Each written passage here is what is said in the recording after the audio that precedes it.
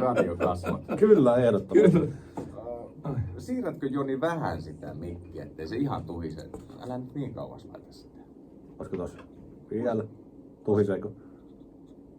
Teepä silleen. No kyllähän se vähän siihen on. Niin, älä hengitä. No pitää. Minä yritän olla hengittämättä. Okei. No joo. Vai haluatko itse saada tämän mikin mulle sopivaksi? No en tiedä, minusta se ehkä nyt voisi olla. Alright. Tässä näkee, kato kumpaan laulaa. Niin, nimenomaan. Joo, tuonne ykkösellä päähän. Joo. Ja tää on sitten tämmöistä turaamista. Ja se oli Joni Sven. Kyllä vaan. Ja sinä olit Kitaristi. kitarasankari. No siinä on kitaristi nyt ainakin. Kitarisasti.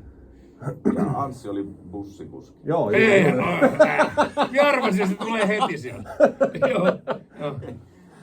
Mutta kato, tässä on vähän samaa, kun tiedät se tällä, mikäs tää nyt on tää Iron Maiden.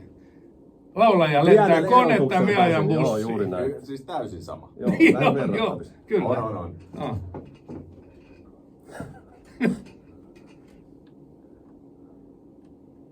Mutta eipä osaa Dickinsonia ajaa bussi. Ei osakko.